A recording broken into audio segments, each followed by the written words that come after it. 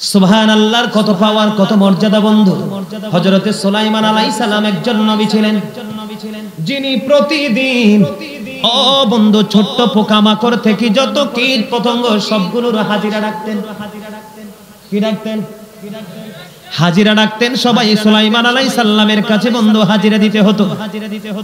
কেউ যদি আল্লাহর নবীর কাছ থেকে অনুমতি ছাড়া বন্ধু কোথাও চলে যেত, এসে আবার কৈফিয়ত দিতে হতো।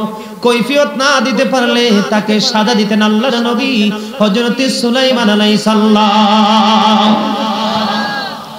ওনার একটা বন্ধু সিংহাসন ছিল, একটা বাহন ছিল। এটা তেল লাগতো না, মোবিল লাগতো না, ডিজেল লাগতো না, অকটেন লাগতো না, কোনো কিছু লাগতো না, এবং ড্রাইভারও লাগতো না। আল্লাহর নবীর সিংহাসন অর্ডার দিলে বাতাস নিয়ে বন্ধু ঘুরে বেড়াতো। আল্লাহর নবী সুলাইমান আলাইহিস সালাম ওই সিংহাসনে চড়ছেন। এমন অবস্থায় হঠাৎ করে বন্ধু মাঠে কৃষক কাজ করতেছে। কি করতেছে? মাঠে কৃষক কাজ করতেছে। আল্লাহর নবীর এই কুদরতি সিংহাসন দেখে ওই কৃষক জোরে জোরে বলে দিল সুবহানাল্লাহ। সুবহানাল্লাহ বলতে দেরি রে ও লাকসামবের কি হুজুরের মাজার প্রাঙ্গণের মানুষ, একটু হৃদয় খুলে শোনো। আল্লাহর নবীর সিংহাসন আর একটা মুহূর্তের জন্য সামনের দিকে যায় না। সুবহানাল্লাহ বলতে দেরি বন্ধু নিচের দিকে ধীরে ধীরে ডাউন হচ্ছে, নিচের দিকে চলে আসছে সেই সিংহাসন। এবার কৃষক দেখে ভয় পেয়ে গেল, কয় হায় রে, কি অন্যায় জানি করে ফেলেছি, কি অপরাধ জানি করে ফেলেছি। আল্লাহর নবীর সিংহাসন, আমি একটা শব্দ উচ্চারণ করতে দেরি রে, সিংহাসনটা একটা সেকেন্ডের জন্য সামনের দিকে যায় না, নিচের দিকে চলে আসছে। আল্লাহর নবী সুলাইমান আলাইহিস সালাম তিনি কি করলেন? এবার সিংহাসন রেখে কৃষকের পিছনে ধাওয়া করলেন। বন্ধুরে আবার কৃষক তো কোনোভাবে তাকে সময় দিতে পারছে না, ভয়ে দৌড়াচ্ছে। দৌড়াইতে দৌড়াইতে আল্লাহর নবী তাকে ডাক দিলেন। ডাকার পরে তার সাথে এক পর্যায়ে মুখোমুখি হয়ে গেলেন। ডাক দিয়ে বলল, কৃষক একটু দাঁড়াও না, একটু আগে তুমি কি বলেছিল? কই আমার মনে নাই। জোরে জোরে সুবহানাল্লাহ। উনি আতঙ্কিত হয়ে গেছে, ভয় পেয়ে গেছে বন্ধু। কয় আমার মনে নাই। কই কি বলছো তুমি? একটু আগে বলেছো। বন্ধু একটু স্বাভাবিক হলো। এবার বলল, নবী গো, আমি সুবহানাল্লাহ পড়েছি আপনার এই কুদরতি সিংহাসনের অবস্থা দেখে।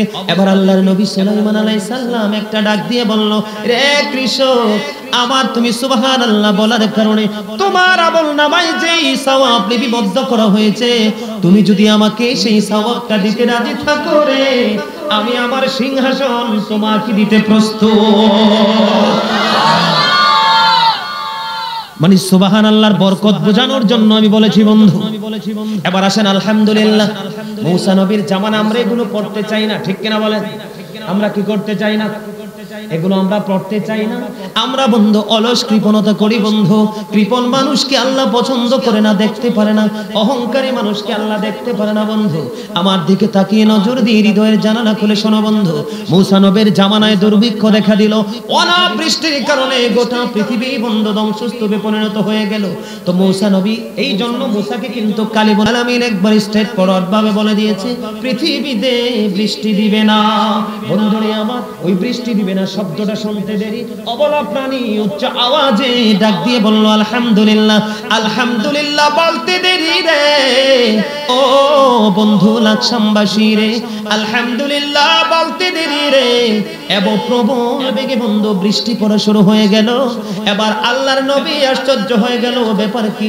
এবার পাখি দেখে দেখে বলে, নবী গো, ও নবী, তুমি তো আল্লাহর নবী, মিথ্যা বলতে পারো না। তুমি আমাকে একটু আগে বললা বৃষ্টি হবে না, এখন কেন প্রবল বেগে বৃষ্টি শুরু হয়ে গেল? রহস্য কোথায়? এবার মূসা কালিমুল্লাহ আল্লাহ রাব্বুল আলামিনকে বলল, আল্লাহ গো, তুমি তো বলেছো পৃথিবীর বুকে বৃষ্টি দিবা না। আমি পাখিকে জানাইতে দেরি, তুমি বৃষ্টি দিতে দেরি করলা না, এটার মধ্যে রহস্য কি? আমার আল্লাহ ডাক দিয়ে বলে, মূসা, তুমি তো জানো না, ছোট্ট সরলমনা অবলা পাখি, আমি যখন বলেছি দিব না, এত ভয়ঙ্কর পরিস্থিতির মধ্যে থেকেও সে কোনো বিচলিত হলো না, শুকরিয়া জ্ঞাপন করলো। আমি আল্লাহ তার আলহামদুলিল্লাহর শব্দে তো খুশি হয়েছি, বৃষ্টি না দিয়ে আর থেমে থাকতে পারলাম না।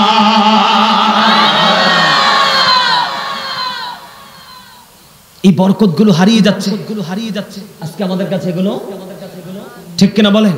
ঠিক কিনা বলেন? আপনারা কি জানেন আমরা তো নির্লজ্জ, আমরা ক্যারেক্টারলেস, আমরা বেহায়া, আমরা অপমানকে অপমান মনে করি না, ট্রিটকে আমরা ট্রিট মনে করি না। এটা আমাদের জন্য বড় লজ্জা।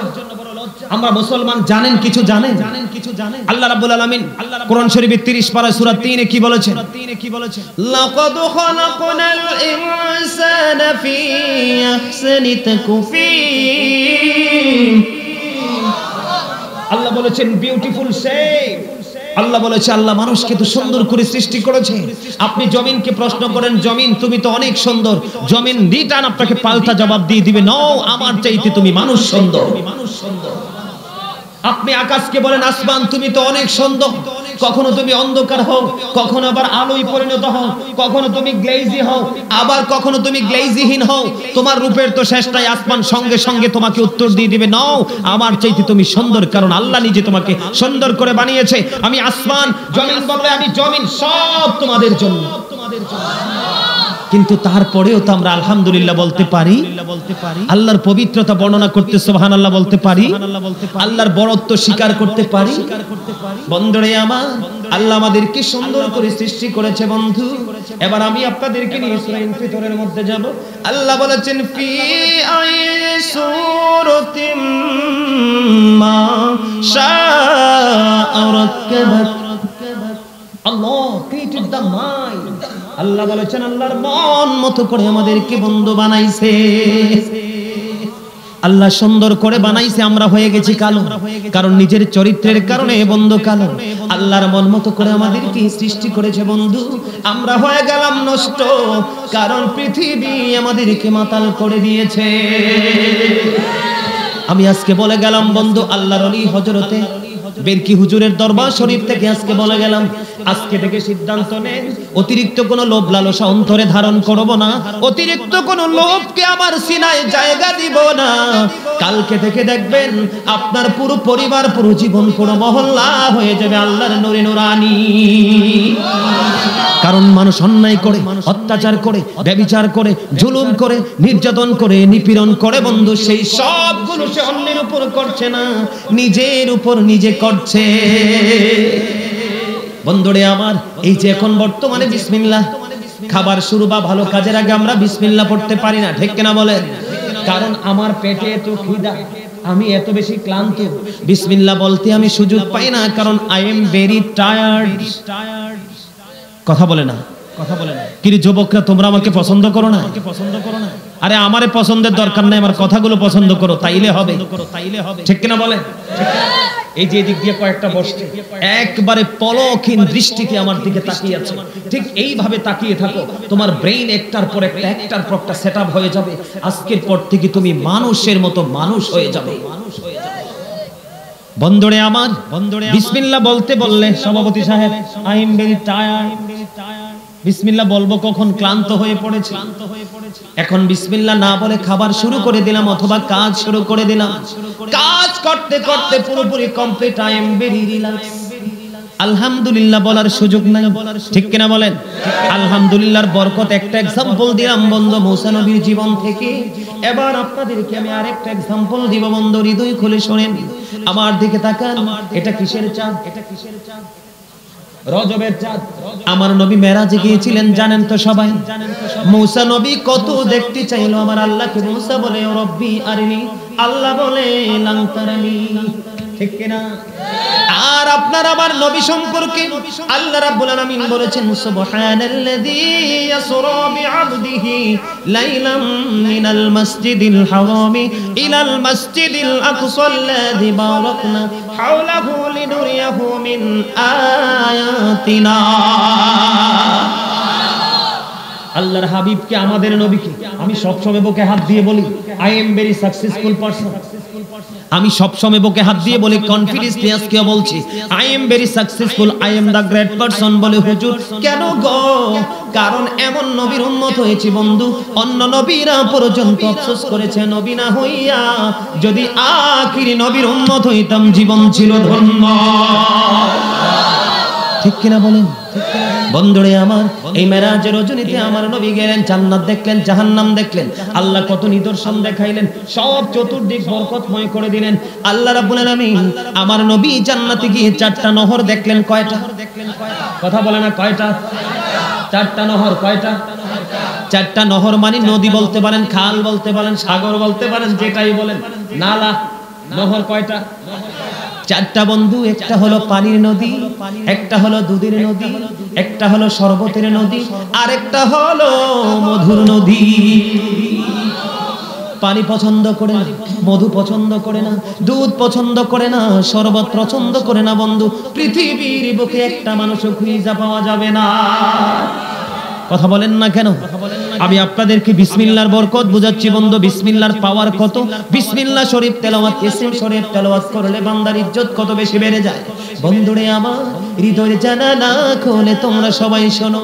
এই এলাকার আমার মা, আমার বোনেরা, আমার ভাই, আমার বাবারা, সবাইকে দেখি দেখি বলছি রে, হৃদয়ের জানালা খুলে সবাই শোনো গো। আজকের মাহফিল হতে পারে চিরস্থায়ী জান্নাতের বড় একটা মাধ্যম। বন্ধুরে আমার, আমার নবী 4টা ঝর্ণা দেখলেন। ব্যাপার কি? ঝর্ণাগুলো জান্নাতে, 4টা নহর আসলো কোত্থেকে? উৎপত্তি স্থল কোথায়? এবার জিবরাইল আলাইহিস সালাম অন্যান্য ফেরেশতা সহ আমার নবীকে নিয়ে বন্ধু উৎপত্তি স্থলে নিয়ে গেলেন। যাওয়ার পরে হঠাৎ করে আমার নবী নজর দিয়ে থাকলেন, বিশাল বড় একটা গম্বুজ দেখা যায়। বন্ধু, কিতাবে যেইভাবে এসেছে বর্ণনাটা, ওই গম্বুজটা এত বিশাল বড় ছিল, পৃথিবীর মানুষগুলো সবগুলোকে যদি ওই গম্বুজের উপরে যদি তুলে দেওয়া হয়, ছোট্ট ছোট্ট অনুকণার মতো দেখা যাবে। এত বিশাল গম্বুজ, এত বিশাল গম্বুজ আমি দেখতে পেলাম। সামনে গেলাম, আমি ফিরে আসতে চাইলাম। ফিরে আসতে চাওয়ার পরে ফেরেশতারা বলল, নবী গো, আপনি কি ভিতরটা একটু তালাশ করে দেখবেন কিনা?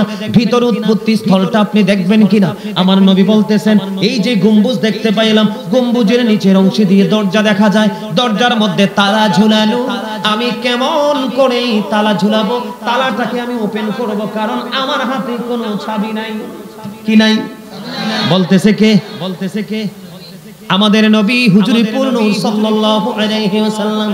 আমার নবী ডেকে ডেকে বলছে, বন্ধু, আমার কাছে তো কোনো চাবি নাই, আমি কেমন করে এই বিশাল তালা খুলবো? এবার ফেরেশতা ডেকে ডেকে বলতেছেন, ইয়া রাসূলুল্লাহ, ইয়া হাবিবাল্লাহ, নবী গো, ও প্রাণের নবী, আপনার কাছে অবশ্যই নবী গো চাবি আছে। কই কি? নবী পবিত্র ইসম শরীফ পড়ে আপনার বরকতময় হাত মোবারক আপনি বাড়িয়ে দেন। আমার নবী বিসমিল্লাহির রহমানির রহিম বলে যখন বরকতময় হাত যখন বন্ধ বাড়িয়ে দিলেন, তখন অটোমেটিক্যালি তালাটা ওপেন হয়ে যায়। আর জোরে বলুন না সুবহানাল্লাহ। সুবহানাল্লাহ আলহামদুলিল্লাহ লা ইলাহা ইল্লাল্লাহ। সুবহানাল্লাহ আলহামদুলিল্লাহ লা ইলাহা ইল্লাল্লাহ।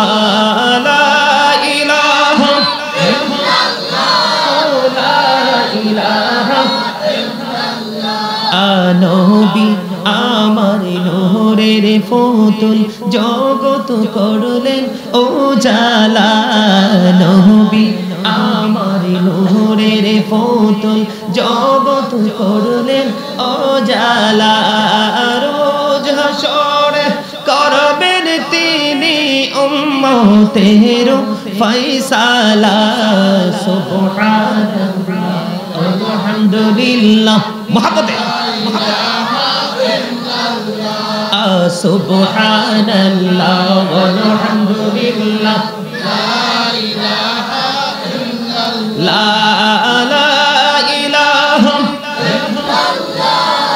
লা ইলাহা আরশি কুরসি লৌহ কলম সৃষ্টি যাহার ওসিলা। আরশি কুরসি লৌহ কলম সৃষ্টি যাহার ওসিলা। নিজে আল্লাহ খুশি হইয়া নাম রাখলেন হাবিবুল্লাহ।